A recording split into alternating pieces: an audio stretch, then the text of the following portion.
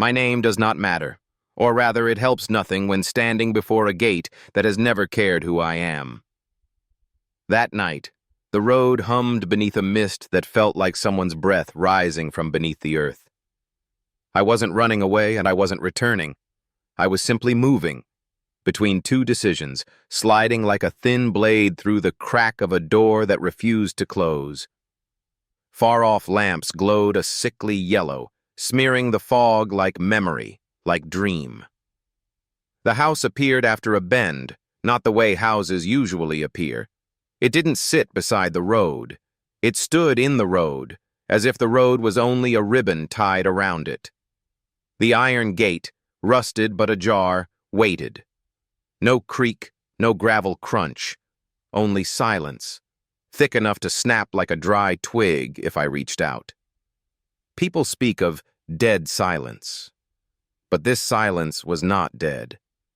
It was alive, slow, steady, patient. It pressed against my skin, slipped into my hair, filled my lungs. I inhaled and realized I was not breathing silence. Heck, silence was breathing me. I stepped through the gate, not for a reason, for too many reasons to name. When my foot touched the porch, the smell of wet iron and old wood pulled me back into nameless memory. The doorway was tall, as if built for giants. The handle was as cold as a fevered child's forehead. I pushed, and the door yielded, not resisting but retreating, as if it had waited years only for this moment. Inside, darkness was just enough to see everything unclear. I heard my heart beating, until I knew it was not my heart. It was the house. It beat with the pulse of silence. The first steps made no sound. The floorboards offered no protest. The first room opened like a drawer pulled too far. A velvet armchair, a fireplace without fire, a crooked painting of a winter forest, objects suspended in the state of just left untouched, just left behind. I called to no one. I knew no one would answer. Yet absence is not nothing. Something was watching, not with eyes, but with spaces. It looked at me through the gaps between objects, the borders of shadows, the hollow of the chair, the mouth of the cold hearth. I whispered, testing if my voice still worked. "Hello?" Silence answered, not like a wall, like a mirror.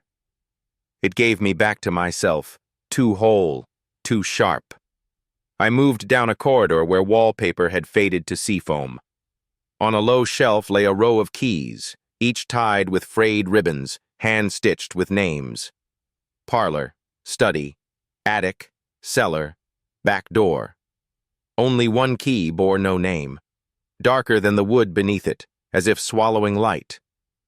I picked it up, knowing, illogical, undeniable, that it opened no door in the house. It opened doors inside me. I slipped it into my pocket, pretending it was ordinary. But nothing here was ordinary. When I entered the parlor, I saw it. A tall mirror resting on the floor, framed by wooden vines frozen into eternal winter. A crack split from the top left, like lightning caught mid-air. A veil of lace hung carelessly across one corner, too sheer to hide, too weary to matter. I drew near. Someone looked back. Not me now, but me then. Shorter hair, hungrier eyes, shoulders braced as if against a storm. I wanted to smile it away, but my mouth refused. I raised my hand. The figure raised theirs, a heartbeat late, just late enough to prove there was distance between me and the story of me. At the mirror's base, slightly askew, lay a wooden half-mask, one side smiling, one side cold. I had seen it before, not in theaters, but at dinners, in meetings, in half-written texts. "I'm fine. It's okay, don't worry. I'm not upset. I'm okay." I had spoken those lines so often they began speaking themselves. Each time, another skin grew between me and the world. between me and myself, until I forgot which skin was real. The silence in the parlor shifted. It was no longer air. It was water. Rising, cool around my ankles, my knees, pausing as if a hand pressed against my thigh. "All right," I said, to no one, to the silence itself. "All right." The mirror exhaled. The glass thinned. And I saw. Across the crack, masks drifted across my reflection like storm clouds over a lake. The good child, the gentle lover, the pleasant friend, the agreeable colleague. Each one snapping away with the soft rip of thread. "It's my turn," a voice whispered, faint, ageless. Yes, my turn. It rose not from air, but from the seam between floorboards and heartbeats, between 12 years old and 30, not young, not old, the age of truth. I looked around. No one. But the mirror no longer reflected the parlor. It showed another room, further, darker. The room where I had once not spoken. I was 12 in that memory. The dining table of oak, 7 chairs, only 3 filled. My mother spoke quickly, breathless, about bean sprouts, an approaching storm, a tailor's delay. I nodded into my rice. My father was absent, his chair always sealed like a sewn mouth. A spoon fell, a small sound, long as a train whistle. I bent to pick it up, saw beneath the table a smear of blue like ink. My mother asked, "Did you hear that?" I nodded. She smiled, brushed my hair, her touch striking the deer caged in my throat. I wanted to speak. Anything. That I had seen a man at the gate. That I skipped naps for fear the wall would fall on me. That the teacher demanded I speak louder, but wind always blew my words out. But I did not. Because at the table's head, in my father's empty chair, sat a silence greater than me, watching with no eyes. And I knew, with the raw intelligence of a child, that if I spoke, that silence would shatter into knives and my mother would bleed. So I held the spoon in my mouth until my tongue went numb. I blinked. The parlor returned. The mirror, damp along its frame, groaned softly. I stood long, hands pocketed like a late guest, unsure where to begin their apology. "That is why," I told the glass, or the silence groaned beside me like a twin. "That is why I learned to say what others wanted. I protected her from imaginary shards and traded away a lifetime of truth." The house shivered, approving. I left the parlor. The hallway stretched, or my eyes had changed. A rug patterned with storm eyes lay beneath me. A window to my left showed a garden I had not seen on entry. Black roses, skeletal birches, an iron swing without seat. Silence softened. It shifted from liquid to thread, thin as silk, strung between objects, between me and what waited at the end of the hall. A white door, locked. I remembered the row of keys I had abandoned, but my pocket touched something else. The nameless key. It was warm. I placed it in the lock. No click. It opened like lips parting for breath. The room smelled of paper and dusted sunlight. High ceiling, skylight sprinkling gold over shelves of books without titles. At the center, a table bore a tray of letters bound in string. Each envelope inscribed in a hand I half recognized. To my former lover, to the friend I betrayed, to mother, to myself. I unbound the first, paper brittle as autumn. I did not leave because I stopped loving you. I left because I could not bear the noise of your fear, and I stayed silent so you wouldn't hear it. But silence fed the monster called unsaid. If there is another life, I pray I will at least say, I was afraid. The second, to the friend, I pretended not to be angry until anger became a stone I mistook for a heart. I smiled, smiled, smiled, like a mask with a defect. Truth, I was hurt when you didn't see me when I needed. But I didn't speak. Because to speak meant admitting I was not as strong as I performed. Forgive me for choosing silence over honesty. Forgive me for losing you to a role I clung to. The third, to Mother. I grew up in a house where Father's chair was always shut. I thought silence was what women used to fight storms, tucked between teeth, beneath tongue, behind lips. I learned fast. I burned my youth keeping quiet while everything inside collapsed. Today, I return your silence, heavy as an heirloom. I return it with words. I was scared. I was angry. I was weak. I still love you. But I will not pass this silence down. The last, to myself, I left unread. Not yet. Courage still lagged behind. I placed it at the table's end like a knife kept from a child's reach. At the far corner stood a grandfather clock, unmoving, hands forever at 5 to 12. Here, time disliked straight lines. It bent, crouched, lurked. A notebook lay open, blank. In pencil, whoever writes first, hears last. I lifted the pen. My hand trembled not with nerves, but with silence's rhythm. I wrote, "How did I find peace in a storm with no wind?" No answer. Yet the question unlocked another door, not in the room, but in my chest. I heard footsteps, soft.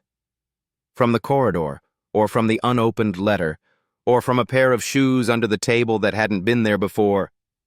"I know you," a voice said, colored like rain in a gray city. "I am what you fed by starving. Who are you?" The shadow. I turned. No figure. But on the floor, where the skylight fell, a darkness defied its law. Light bent away as if striking hidden rock. "What do you want?" To be called by my name. To be seen. To sit at the table. I meant to say no, but the word sounded like an old warden. So I stayed silent. And that silence, this time, opened dialogue. "All right," I said after a pause shaped like a heart. "I will try." The shadow quieted, like a wild animal sniffing your hand to judge a trap. I picked the final letter, slowly untied. "I write to you, the one who played me too well. You saved me many nights by keeping quiet. The right nights. And too many wrong ones. I thank you for holding me together. I resent you for binding me in politeness. From today, I will try another way. I will speak when needed, and I will keep silent when needed. I will invite you beside me, not bury you below. If I fail, we fail together. If I succeed, we will share one name, me." When I finished, the room changed scent. Dust dissolved. Fresh pine filled my nose. Impossible, yet believed. The clock jolted, remembering itself. No tick, but one click. A bead of silence dropped. I left with only the last letter. Down the hall, wind breathed through a window, or perhaps someone far away sighed. The staircase awaited. Each step a question, each tread a punctuation mark. But whose sentence? Halfway up, a round window watched like a fish's eye. Through it, the garden's black roses were red now. Perhaps my sight. Perhaps the blood of a thought. "Go!" the voice urged. I went. At the landing, a crooked frame, 3 figures before a camera, man, woman, child. Faces blurred like breath on glass. I straightened it, It dropped slightly, nodding. I climbed on. Above, light had sound, pouring through wood, laying warm hands on hair. At the top, two doors faced like praying palms, one black, one white. Between them hung a mask, the same half-smile mask from the parlor, but cracked.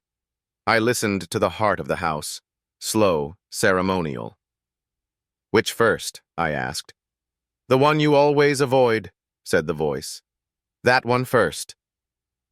All my life I chose white. I grasped the black. It opened instantly, impatiently. Inside, dark enough to doubt my eyes were open. I stood, letting shadow measure me like a tailor. Somewhere, breathing. Not mine, not the house's. Someone long waiting to be named. I didn't call. I inhaled, and for the first time silence was not frightening. It was simply empty. Not emptiness to fear, but emptiness to fill with presence, mine. "Hello," I said. The voice traveled, returned, scented with memory. Breathing stopped. A tiny light opened near the floor, like a cat's eye in night. A wooden box. On its lid, carved by shaking hand, S. I set down the letter, to myself, touched the lid. It opened like a mouth confessing. Inside, an ordinary cruelty. A pair of scissors. I knew instantly, absurd yet true, these were the only tools sharp enough to cut the silence I had spun around myself. But cut what? Where? For whom?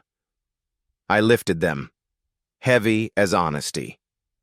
At the corner hung a black canvas, floor to ceiling, swollen as if by breath, though no air stirred.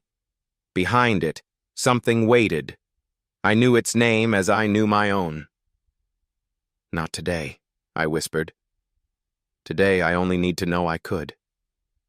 I pocketed the scissors. Stepped back, closed the door softly, like laying a beast to rest. Back in the hall, the other door glimmered. White. Handle cold as morning. I would enter, later. For now, I walked. Ran my hand along walls, tracing grooves left by countless unseen hands. From below came a faint sound. A dish against a plate. The kitchen. I thought of dinners my mother never sat through, of chairs like sewn mouths, of the lover undone by noise, of nights I ate alone by ritual, not hunger. I descended. Pine scent brushed me again, like a promise. At the stairs' base, darkness stepped aside for a slant of light. I followed, hand brushing pocket, key, scissors, two halves of an unfinished sentence.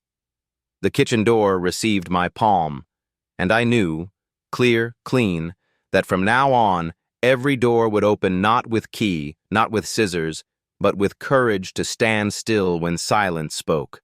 I pushed. The kitchen greeted me with a faint clink, a kettle set upon a stove. No figure, but warmth. On the table, an upturned plate. Beneath it, a note in pencil. No one comes. So make something for the one who won't leave. Yourself. I lit the stove. Blue flame, a cold hand. Poured oil, cracked 2 eggs. The first true sound in hours, a hiss. So small, so fierce, I almost cried. I ate at the table, guessed in the parlor did not release me easily. Even after I stepped out, I felt its silence trail me like smoke. The mirror's echo clung to my skin, and every shadow along the corridor resembled a mask I had once worn. The hallway stretched, longer than memory, shorter than fear. The rug beneath my feet bloomed with circular patterns, eyes of storms staring upward. On the walls, faint portraits tilted at odd angles, their painted eyes smudged, as if they had been rubbed away by invisible hands. I paused.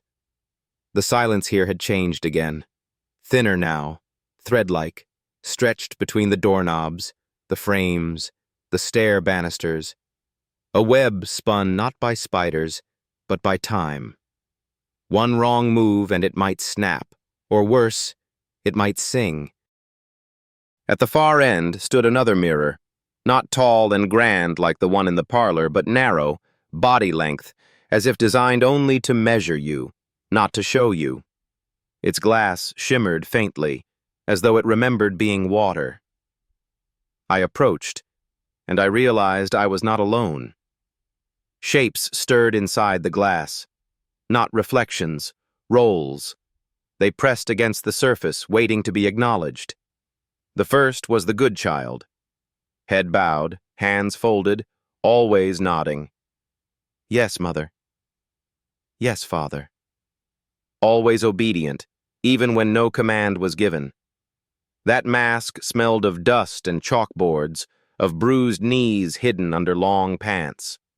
The second was the safe lover. A smile too quick, hands too careful, desire folded into apology. This mask whispered, I'm here, but not too much. I'll never scare you. I'll never need more than you can give. I saw in its eyes the hunger I once buried so deep it almost starved me. The third was the model colleague. Polite nods, restrained laughter, productivity as armor. It mouthed, I don't make waves. I don't complain. I will carry the weight so no one else notices it exists. Its shoulders were bent like an atlas who never asked for the sky. The fourth was the pleasant friend. Always available, always cheerful, never the one who said, no, I can't.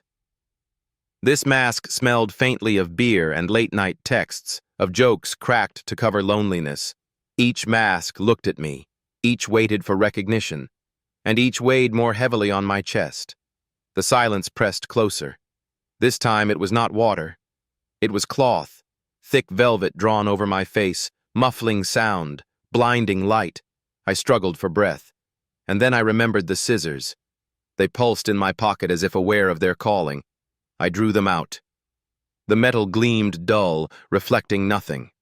I raised them toward the mirror. My hand trembled, not from fear of breaking the glass, but from fear of what would spill out. The good child pressed against the surface, whispering, Don't. They'll be disappointed. The safe lover pleaded, If you cut me away, you will be alone. The model colleague warned, Without me, you'll fail. They'll see your flaws. The pleasant friend begged, Without me, no one will stay.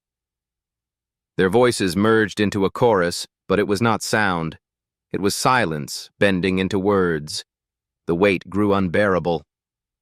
I pressed the scissors to the glass. The crack spread instantly, jagged lightning across the mirror.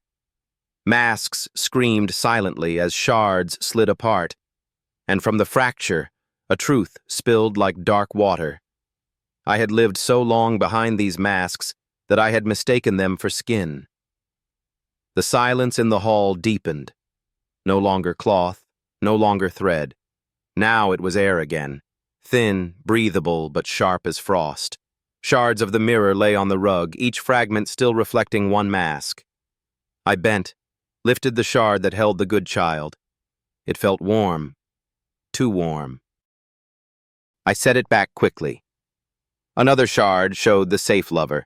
Its smile flickered like a dying candle. I could almost hear a voice whispering promises I never believed. The shard of the model colleague was heavier than stone, as if it contained every overworked hour I had endured.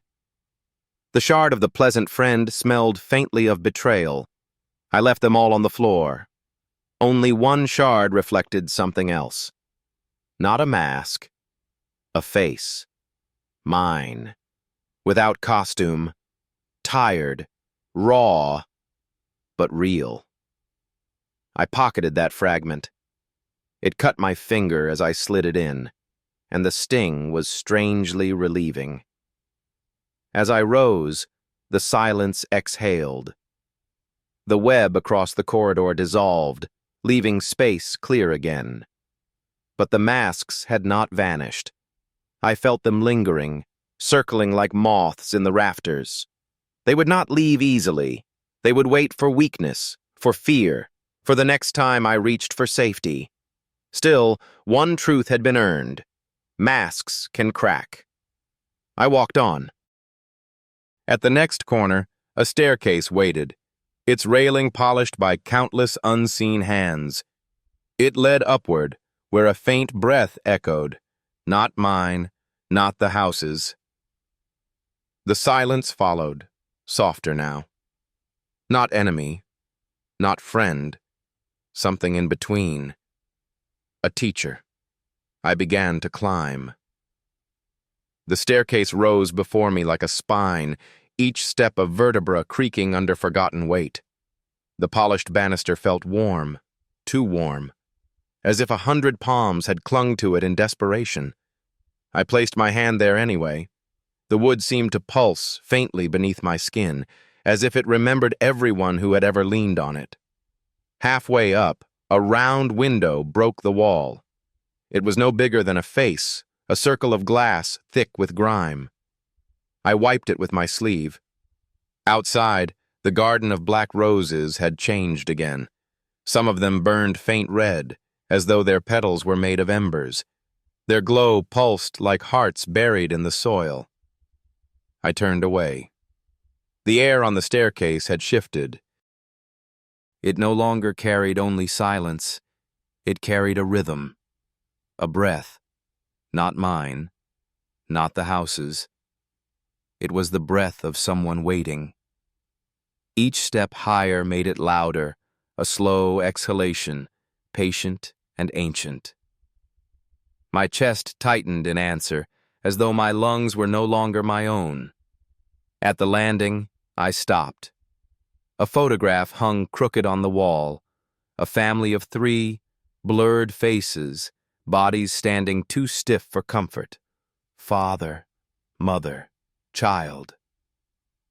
But their outlines were faint, as though time had eaten away their flesh.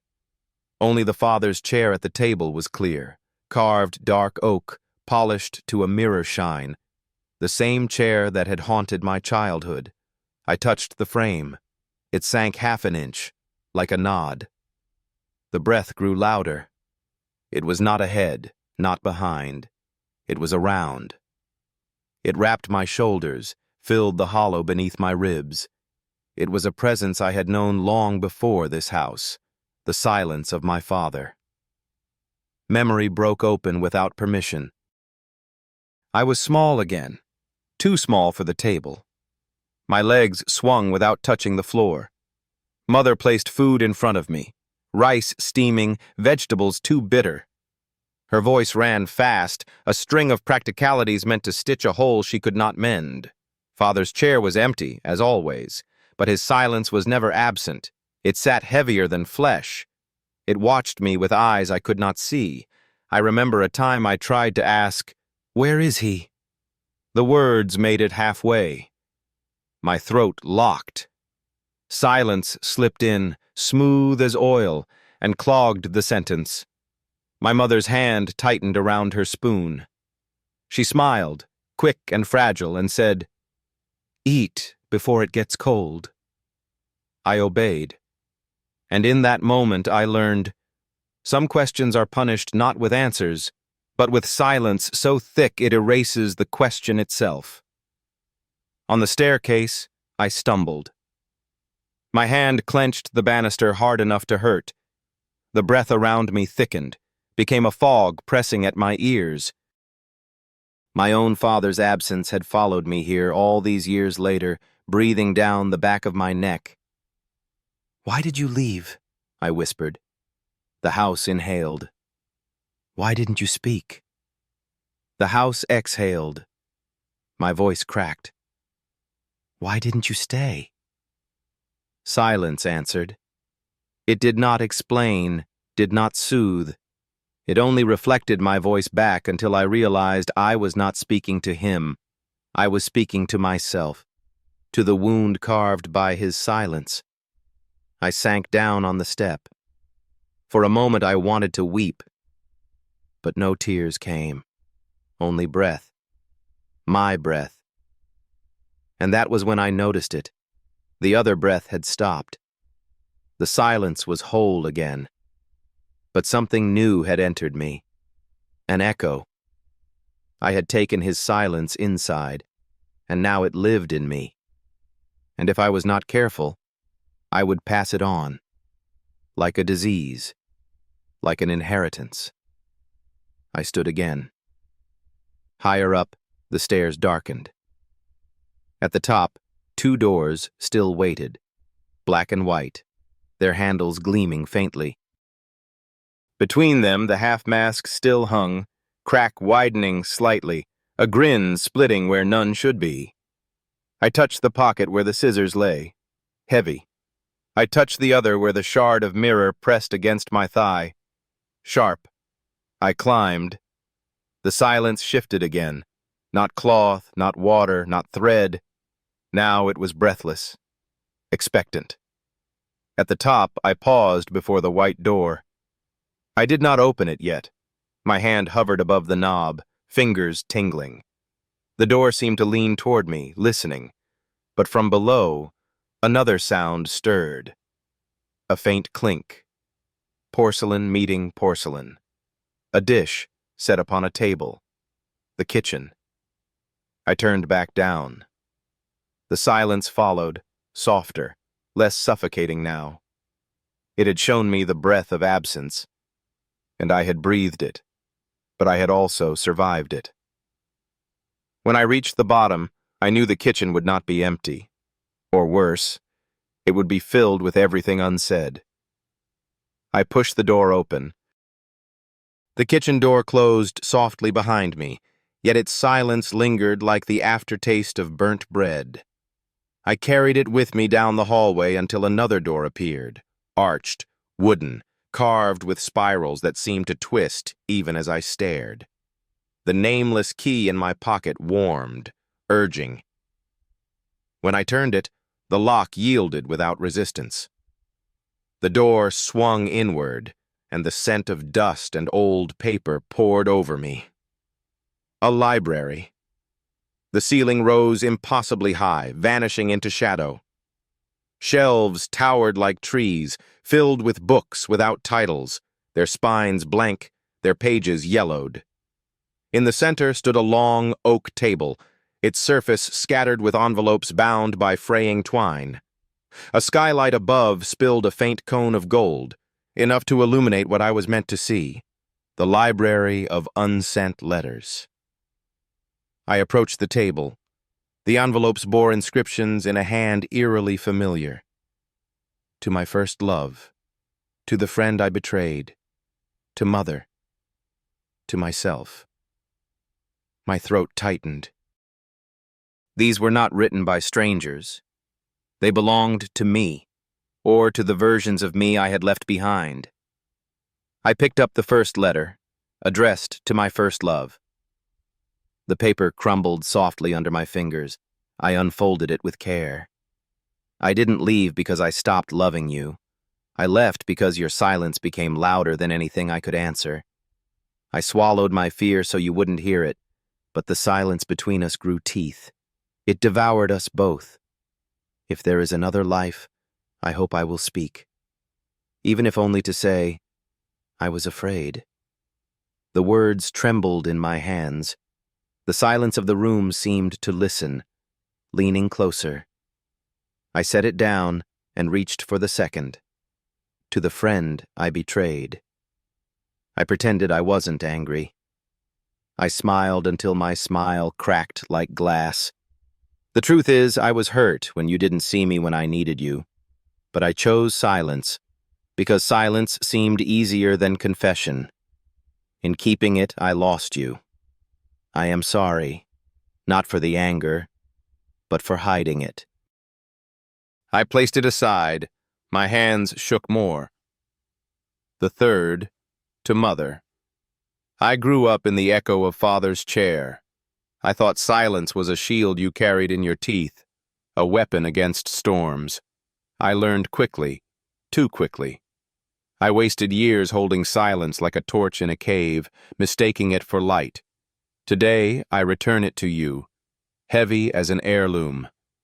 I return it with words. I was scared. I was angry.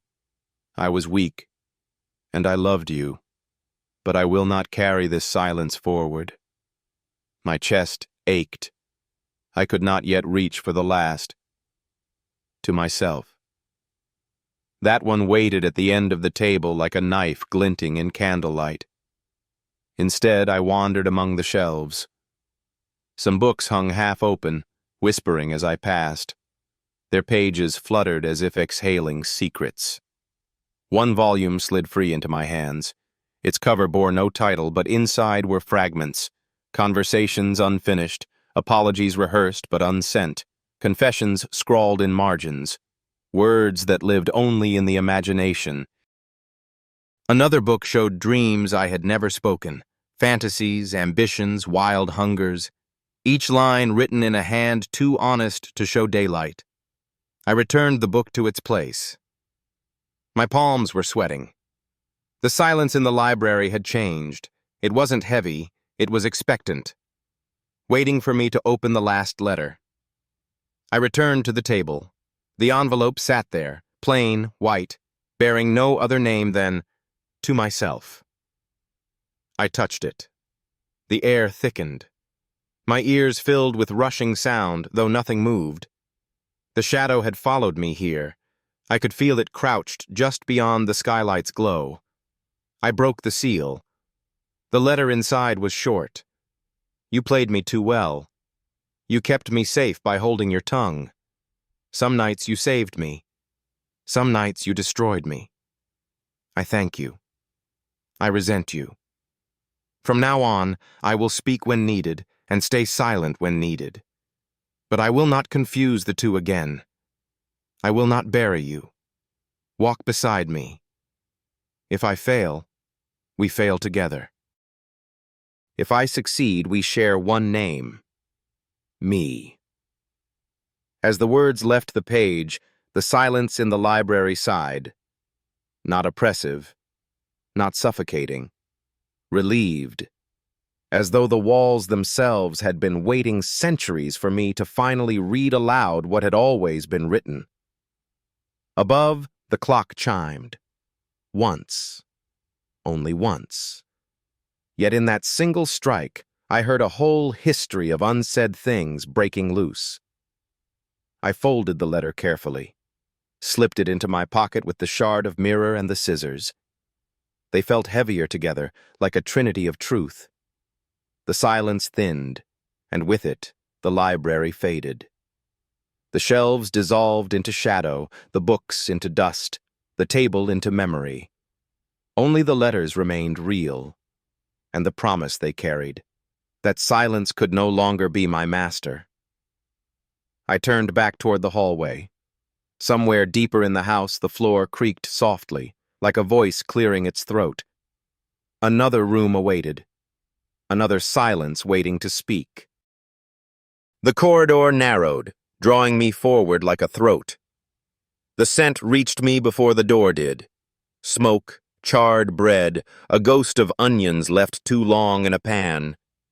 It was the smell of meals abandoned, of appetites ignored. The kitchen waited. Its door was plain, painted white once, now stained with years. My palm rested on the knob. It was cool, but not lifeless. It felt like the skin of someone who had been waiting to be touched. I pushed. Inside, the air was warmer, thick with the residue of cooking that had never been eaten. A large wooden table sat in the center, bare except for one plate, inverted, as if someone had hidden its contents from sight. Around it, chairs stood like sentinels. None had been pulled close, none bore the scrape marks of welcome. I walked to the table, lifted the plate. Beneath it lay a scrap of paper. No one is coming. Feed the one who will never leave. Yourself. My throat tightened. I crossed to the stove. A pan waited, blackened by age. A kettle rusted on the edge. The silence in the room leaned closer, urging me to strike a match. My hand trembled as I lit the flame. The blue fire hissed softly, alive, like a creature stretching after long sleep. I cracked 2 eggs into the pan. The sound, sizzling, was the first true voice I had heard in hours. It startled me enough that I almost wept. The eggs cooked unevenly. One burned at the edges, the other collapsed into itself. Yet when I slid them onto a plate and sat down, they looked like a feast. I ate slowly, each bite heavy, not with food, but with meaning. For the first time, I was feeding the self I had abandoned. As I ate, the silence shifted. It was no longer oppressive. It sat across from me at the table like a guest, watching, waiting. I remembered the dinners of my childhood, the empty chair of my father, my mother's smile stretched thin, my own tongue pressed tight against the words I never spoke. I remembered the lovers I had fed but never asked to feed me, the friends I served with laughter, never confessing my hunger. The truth burned hotter than the pan. I had starved myself for years, mistaking sacrifice for love. I set down the fork. The silence across from me leaned in. I thought I saw a figure flicker in the chair opposite. A shadow self. Thin, gaunt, eyes hollow. It stared at my plate with desperate longing. I pushed the plate toward it. It did not move, because it was me, and no one else could eat for me. I pulled the plate back, finished every bite. The figure vanished. The silence exhaled and the room brightened. Light from the window spilled across the table, catching on dust motes that danced like tiny suns. I rose, washed the plate, set it carefully on the drying rack.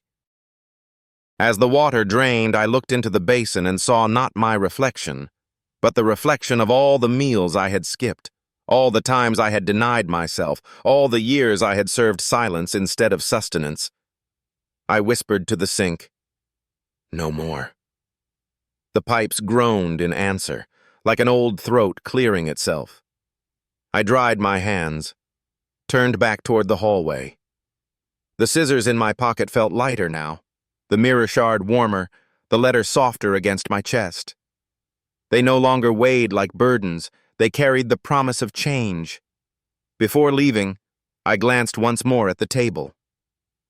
The paper still lay where I had found it, though the words had changed. Feed yourself, or nothing you give will ever be true.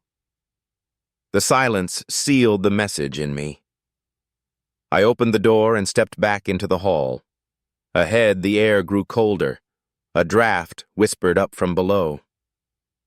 The stairs to the cellar waited, dark and unfinished, the smell of damp stone curling up like a warning. Something was down there, behind the canvas I had glimpsed before. My shadow.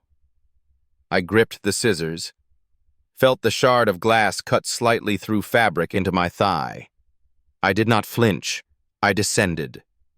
The staircase to the cellar was narrow, its steps uneven, stone worn smooth by countless feet I could not name.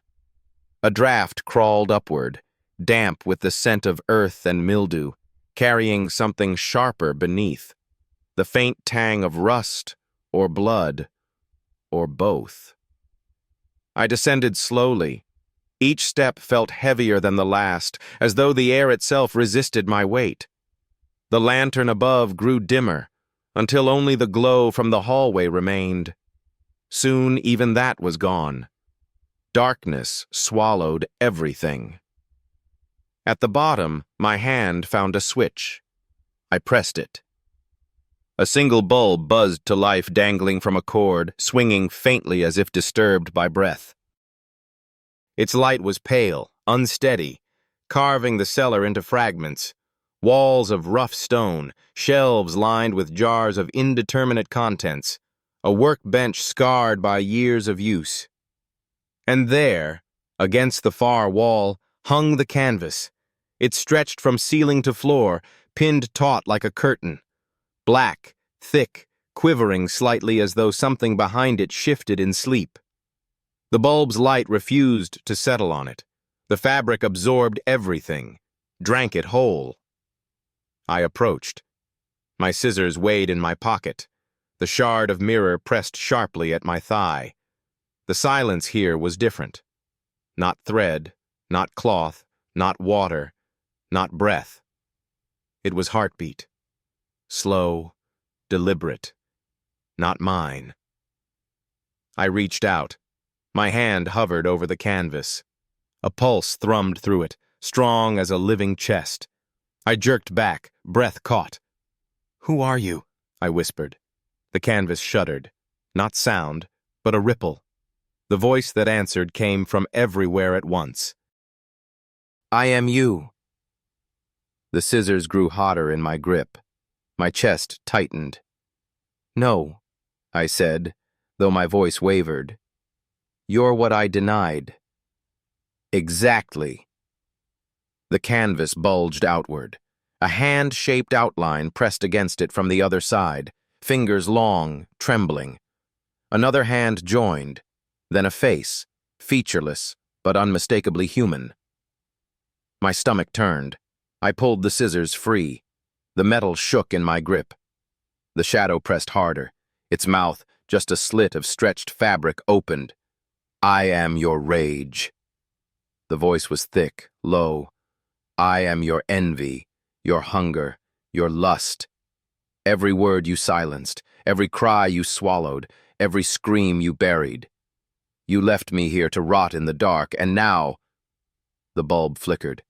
The canvas convulsed. "Now you've come back. To see me. To name me." I raised the scissors. My breath thundered in my ears. "Cut me free," the shadow demanded. I froze. Because I wanted to. Because part of me longed to unleash it, to see what I might become if I let the buried parts spill out. But another voice spoke, softer. The one from the library, from the letters, from the kitchen. My own voice, unmasked. Do not confuse release with freedom. My grip tightened. Instead of cutting, I pressed the blade gently to the canvas, just enough to graze. The fabric hissed under the touch, smoke rising faintly. The shadow writhed, straining. "Not yet," I said. The silence trembled. It was not disappointed. It was patient. The shadow's outline leaned forward, pressing so hard the pins in the wall creaked. "Then at least speak my name." I swallowed. My tongue was dry as ash, yet I spoke. "You are mine. You are my shadow." The bulb burst. Darkness roared in, thick and absolute. For a moment, panic clawed at me. Then, out of nowhere, calm. Because I could still feel the scissors in my hand, the mirror shard against my thigh, the letter against my chest. Proofs of what I had faced. The shadow receded. The canvas softened. Its pulse slowed, fading into the stone. The cellar held only silence again, heavy but no longer hostile. Somewhere above, a faint sound, wind or perhaps applause. I climbed the stairs slowly, each step lighter than the one before. When I reached the hall, I turned back once. The cellar door stood ajar, breathing cool air. I shut it gently, not as one who fears what is inside, but as one who acknowledges what waits. The house was quiet, quieter than before. The silence no longer hunted me. It walked beside me. Ahead, the stairs to the attic rose into shadow. On the wall between them, the half-mask still hung. Its crack widened into a wound. I touched it.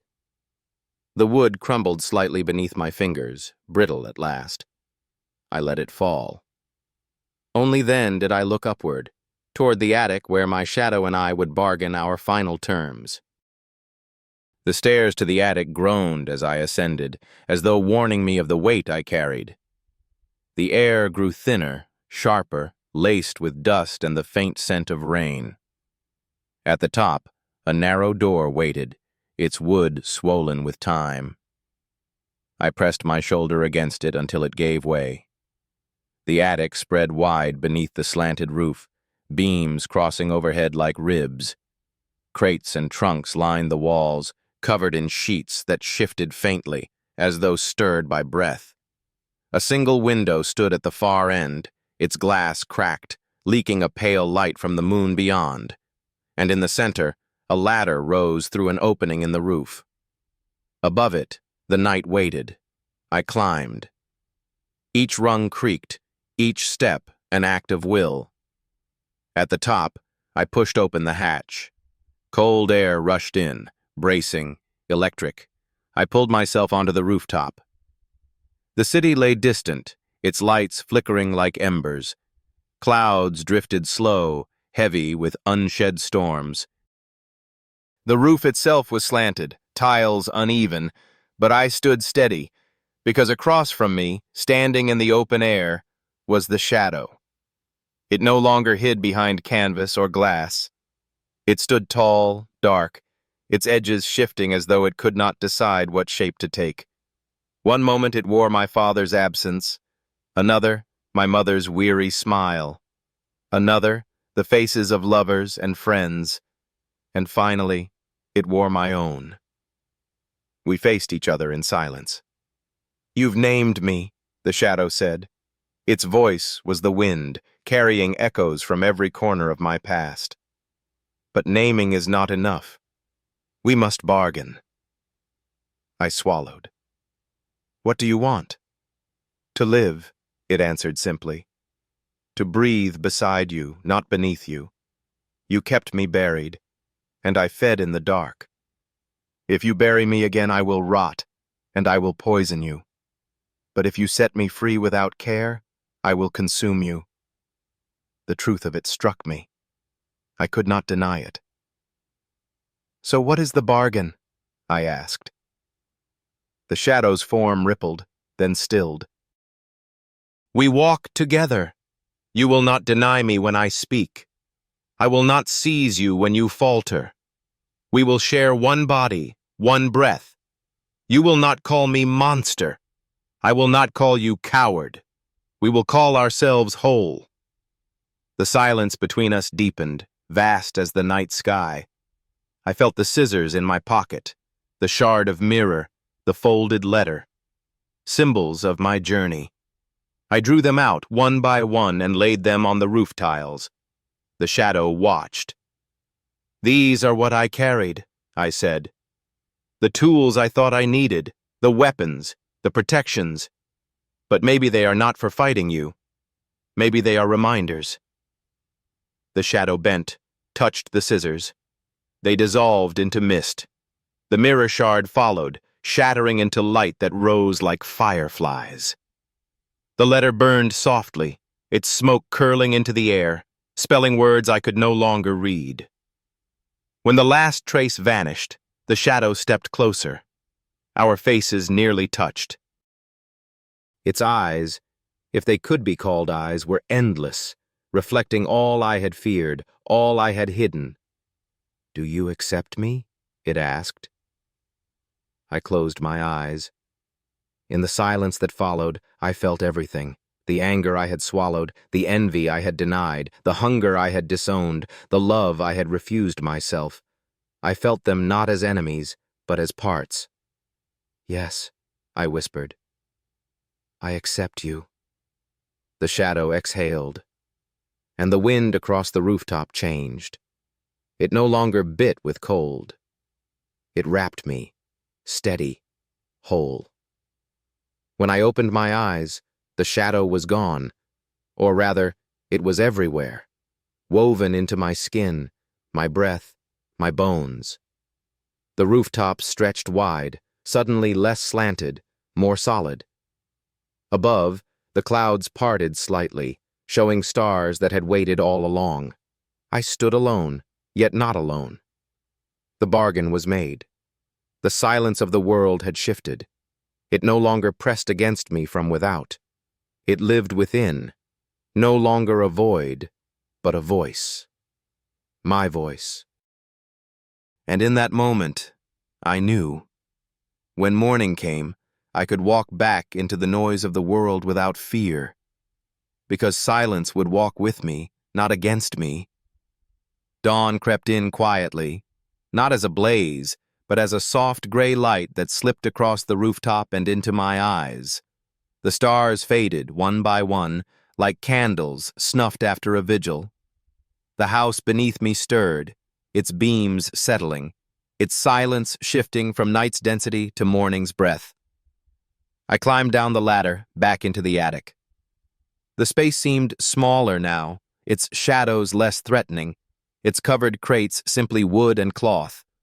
The half-mask on the wall had crumbled into dust. I stepped carefully through it, and the dust clung faintly to my shoes, as if reminding me, masks leave traces, even when broken. Down the stairs I went, past the hallway where mirrors once whispered, past the parlor where silence had once drowned me. Each room seemed altered, not because they had changed, but because I had. The library no longer called me to confess. The kitchen no longer begged to be filled. The cellar door remained closed, but it did not threaten. It simply waited. At the threshold, I paused.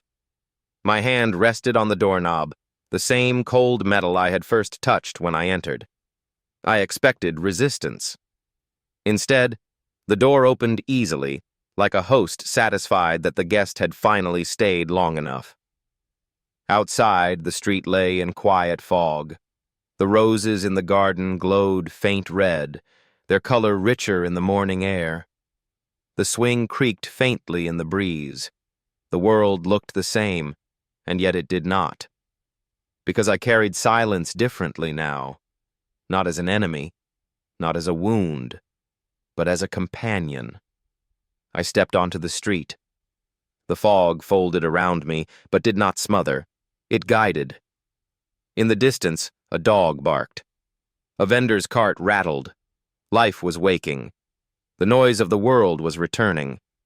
For a moment, fear tightened in my chest.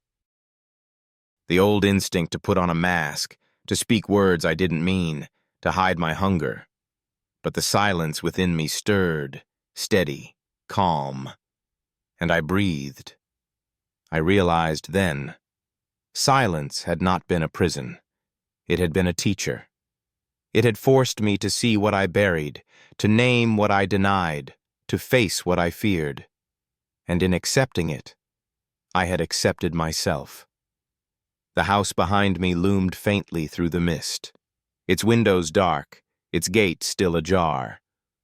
Perhaps it would call another traveler someday.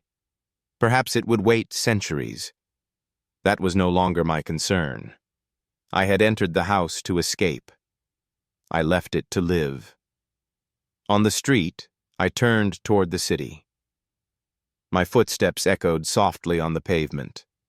They did not sound alone. For in each step, I heard the echo of silence, no longer outside me, but inside. And it said, "Walk on." So I did.